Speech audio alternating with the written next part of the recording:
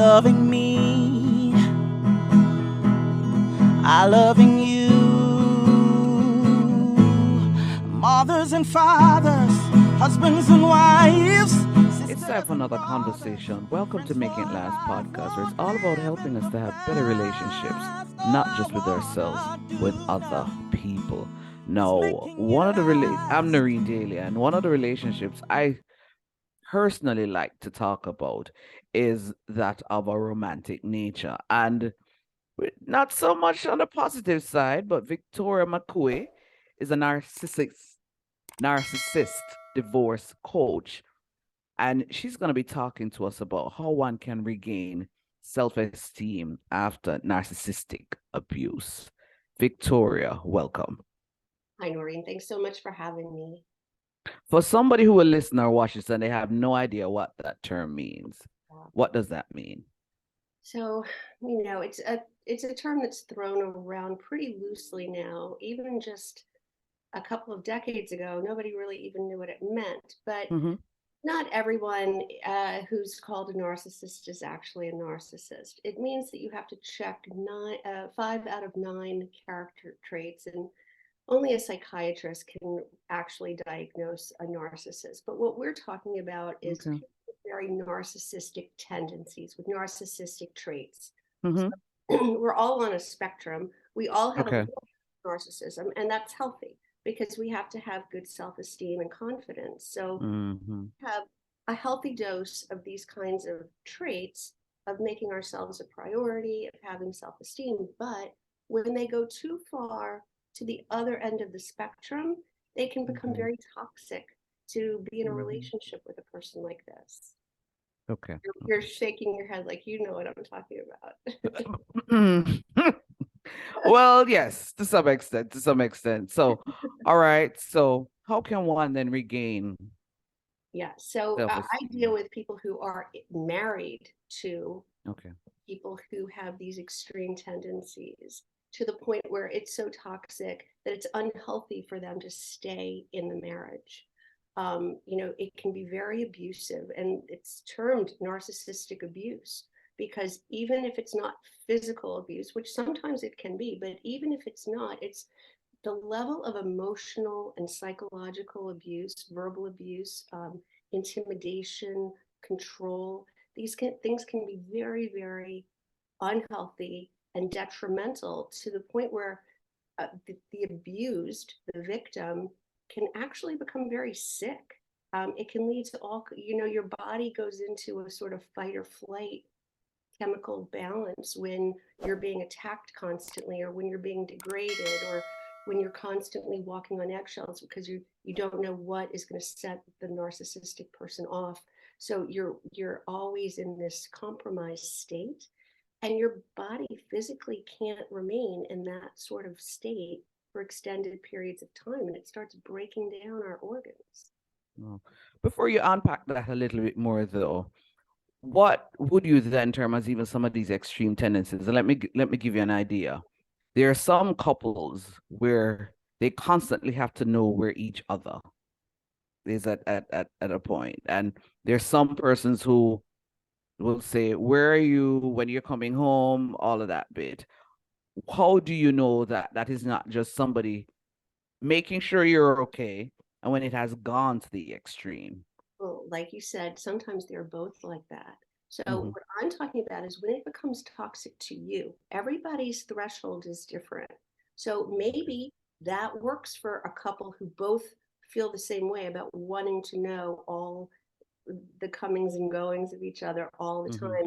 And if they're both like that, maybe that works for them. I'm not an advocate of you have to divorce someone if they do any of these things. It depends on what makes you comfortable and what makes you feel uneasy. So if that's okay with both parties, then that's the way they want to live. Now, what happens is when one of the parties becomes overbearing and controlling to the point of the other one feeling like they're living in a fishbowl, they're always having to answer to the other person, and the other person is so jealous that they're constantly accusing them, and that escalates that might become a toxic situation but it's never one thing.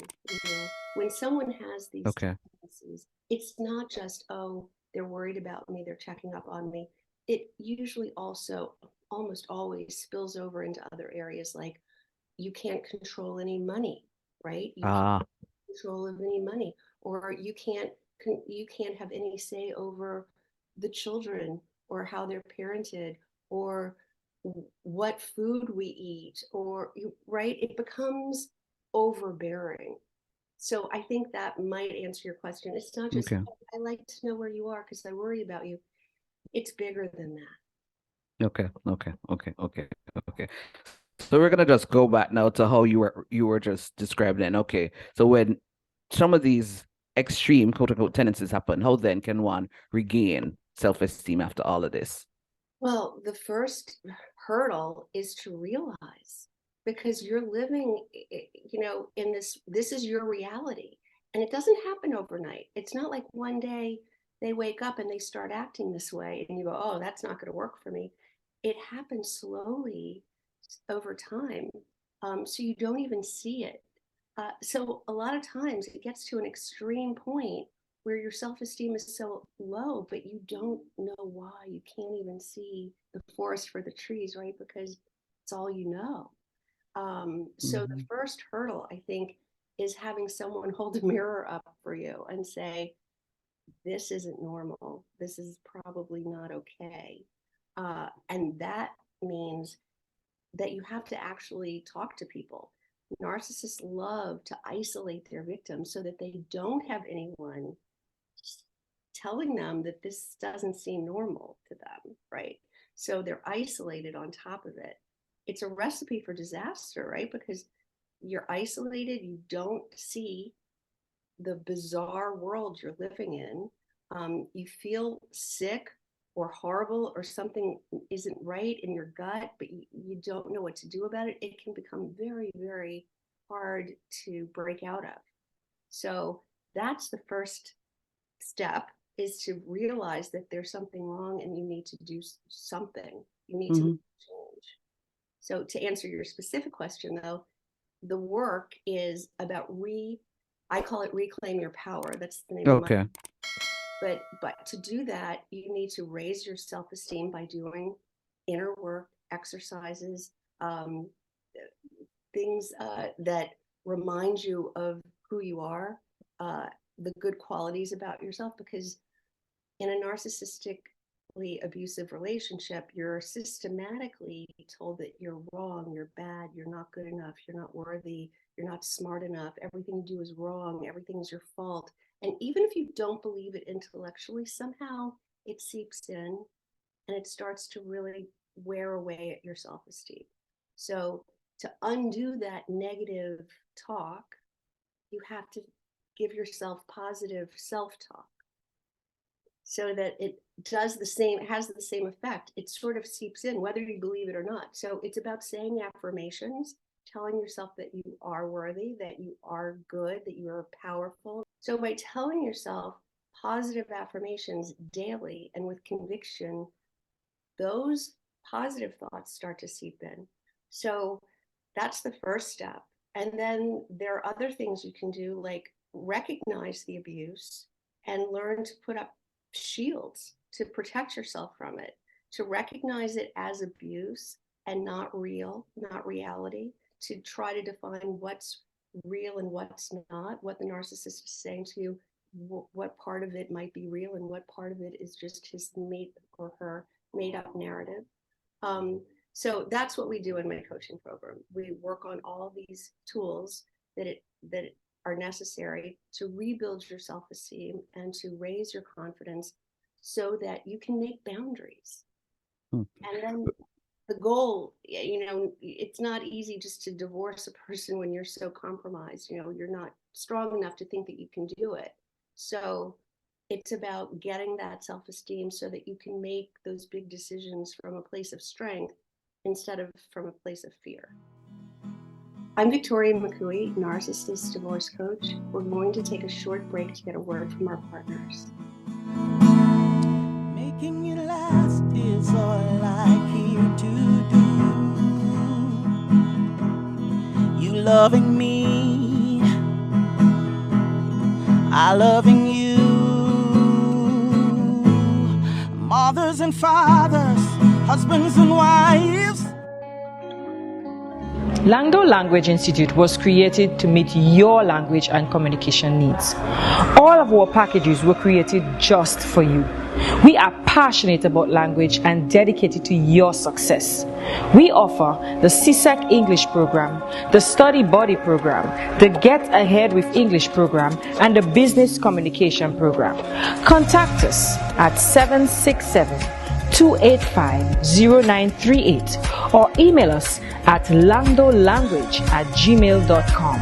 Because the real question is, how can we help you?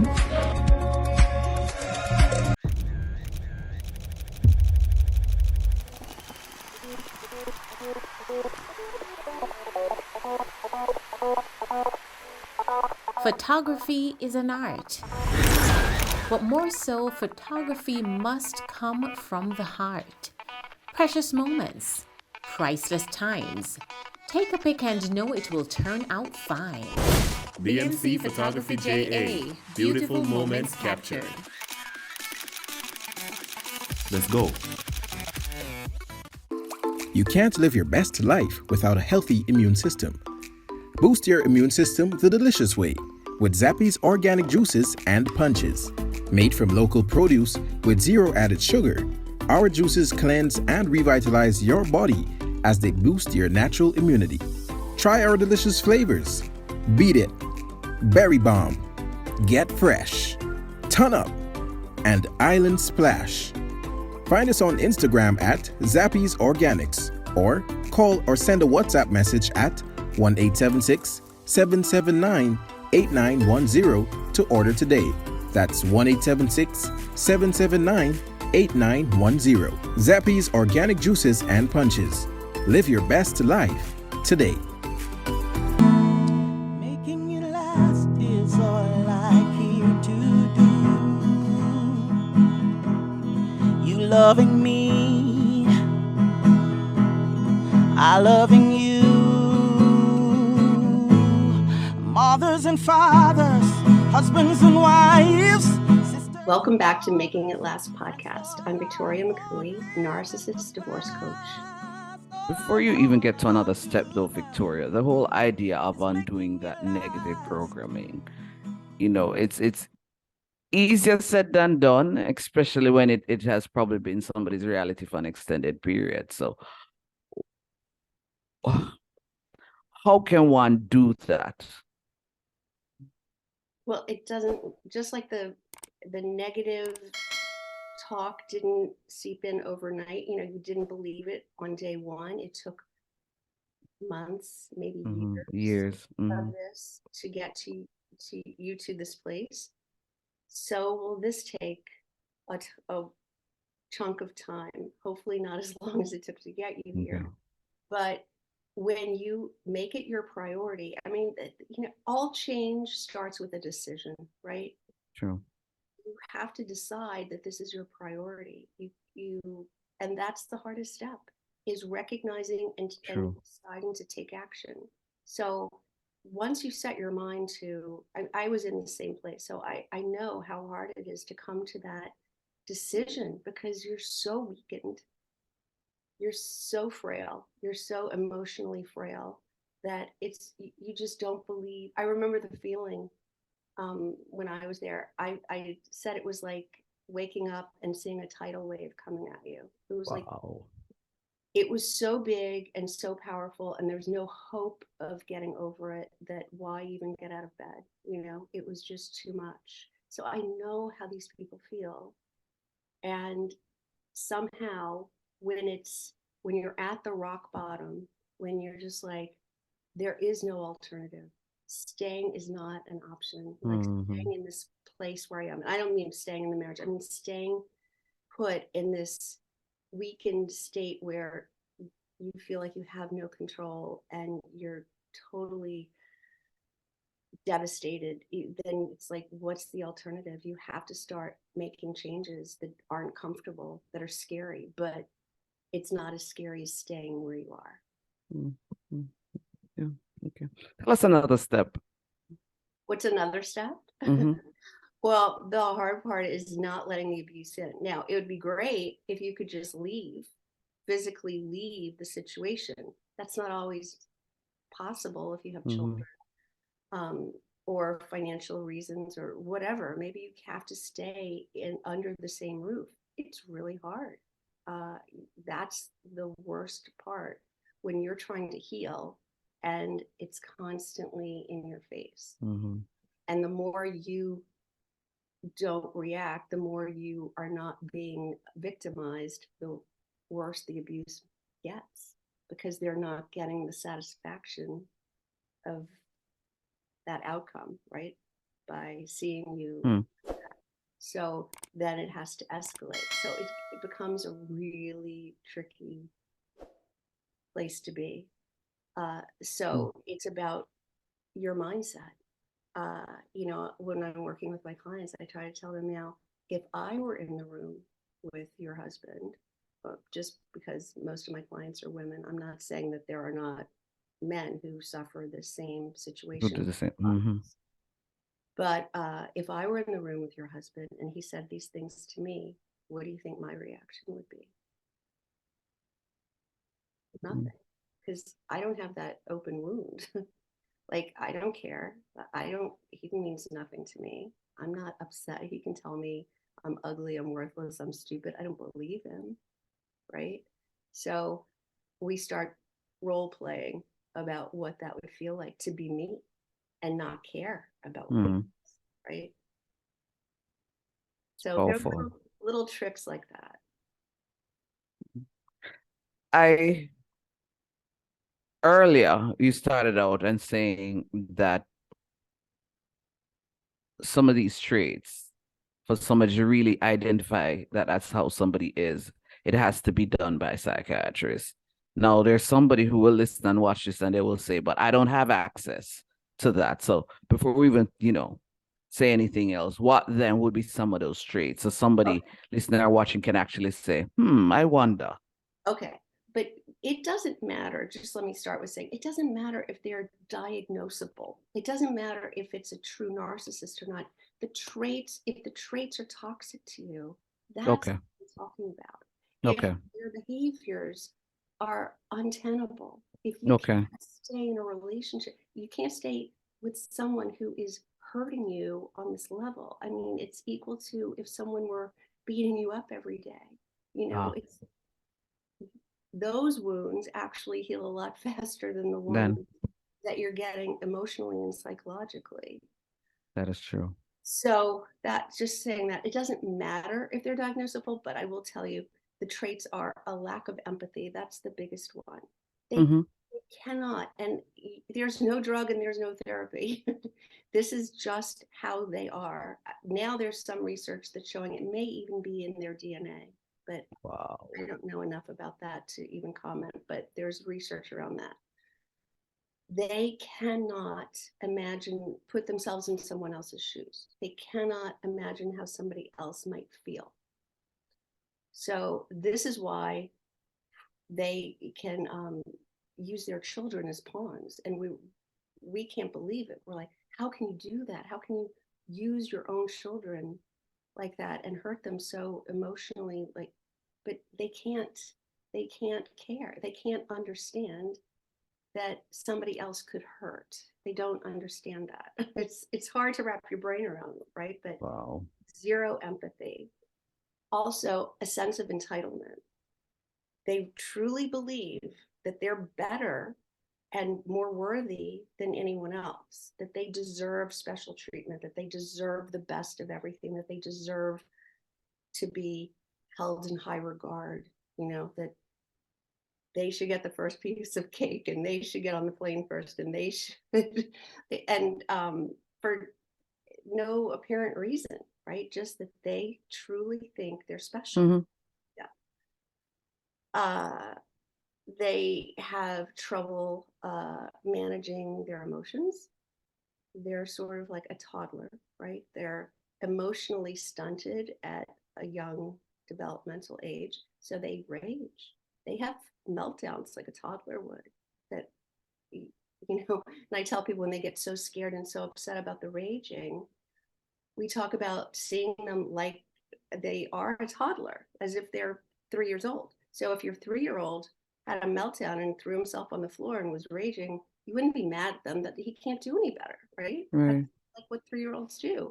So you kind of wait it out, wait for them to get over their tantrum. Same. You can't get mad. It's like, well, that's what narcissists do. That's the best he can do. He can't do any better. So that's for want of a better word, that's scary. That's scary, but it is what it is. But as we're wrapping up, you've said a lot.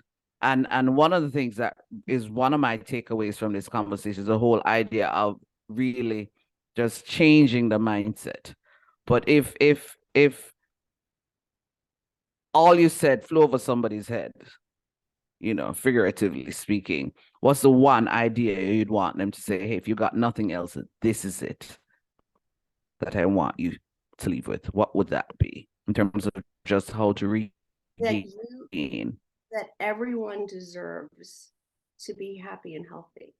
Your self-esteem after narcissistic abuse. Yeah. That no matter what anyone else tells you, you can't believe that you're not worthy of having a happy life. Love that. Excellent note to end on. Thank you so much for sharing, Victoria. My pleasure. Thanks for having me. This was Making It Last podcast. It's all about helping us to have better relationships, not just with ourselves, with other people. I'm Noreen Daly. Until next time. You loving me, I loving you. Mothers and fathers, husbands and wives, sisters and brothers, friends for life, won't live in the past. All I wanna do now is making it last.